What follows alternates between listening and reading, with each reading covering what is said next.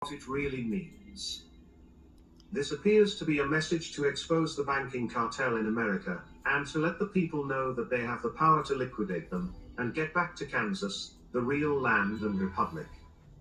The Wizard of Oz, written by L. Frank Baum, is not just a mere story. What is Oz a symbol for? Ounces. What is measured in ounces? Gold. What is the yellow brick road? Bricks or ingot bars of gold.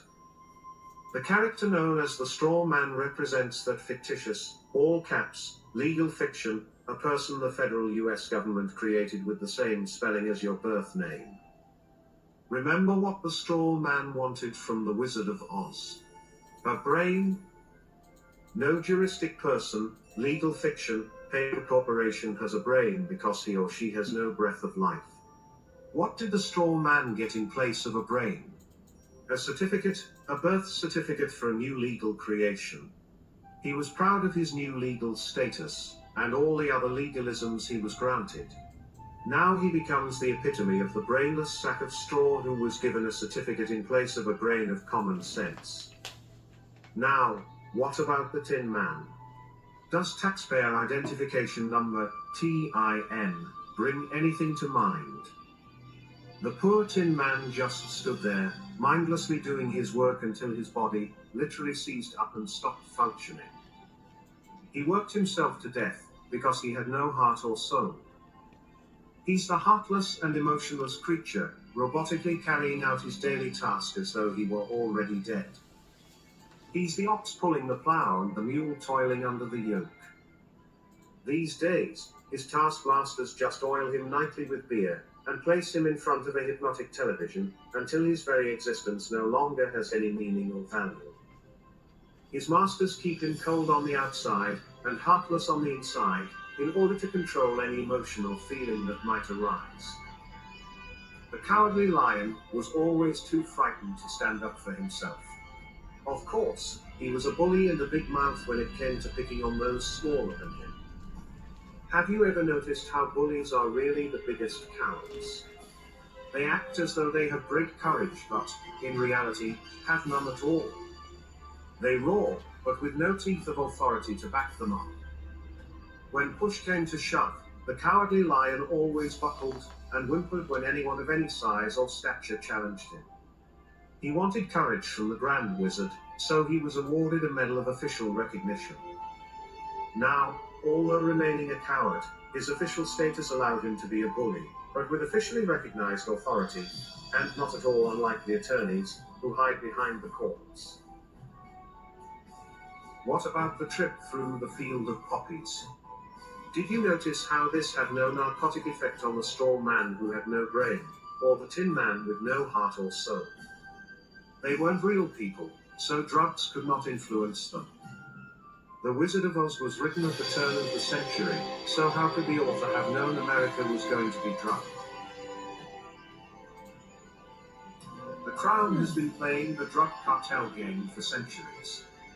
Just look up the history of Hong Kong and the Opium Wars. The Crown already had valuable experience conquering all of China with drugs, so why not the rest of the world? What was the Emerald City? The Federal Reserve System.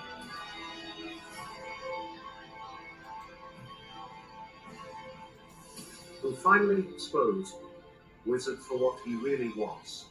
Toto, the cute and somewhat annoying little dog. Toto means in total, or all together in Latin. What was it that the witch wanted after she alleged that the little dog had bitten her? Toto, or everything. Notice how Toto was not scared of the great wizard's theatrics, yet he was so small in size, compared to the wizard, that no one seemed to notice him. The smoke, flames, and holographic images of Oz were designed to frighten people into doing as the great wizard commanded.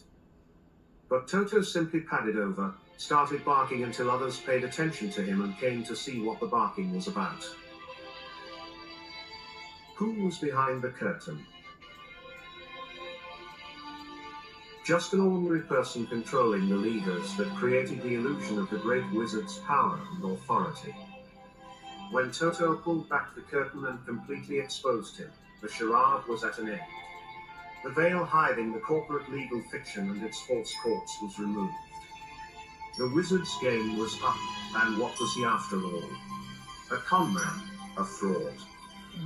We can see, in this tale, just how loud the bark from a little dog can be. Most of us remain silent and wait to be given whatever food and recognition, if any, by our legal masters. Let us not forget those flying monkeys. What perfect mythical creatures to represent the Bar Association attorneys, who attack and control the little people for the great crown wizard, the powerful and grand bankers of Oz. How, finally, was the evil witch destroyed? Pure, clean water? Liquidation. How did Dorothy finally get home?